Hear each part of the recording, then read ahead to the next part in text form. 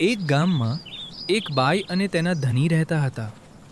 એક દિવસ સવારે ધણી કામ પર જવાની તૈયારી કરી રહ્યા હતા ત્યારે મારા કપડાં ક્યાં છે? બંને કપડાં શોધવા લાગ્યા, પણ કપડું મળતું નહોતું. ગઈકાલે તો મેં અહીં જ રાખ્યા હતા. ઘરમાં કોઈ વસ્તુ સમય પર મળતી જ નથી. ધીમે ધીમે વાત વધવા લાગી અને બંને વચ્ચે મોટો ઝઘડો થઈ ગયો. તું કોઈ કામની નથી, રહેવા દે. નકામો મારો સમય બગાડે છે. હવે મારે જવામાં પણ મોડું થઈ ગયું. આજે પણ કામ બંધ રહેશે. દરેક વાતમાં મારો જ વાંક કાઢો છો. હું પણ હવે કશું નહીં ખાઉં. ના જમીશ.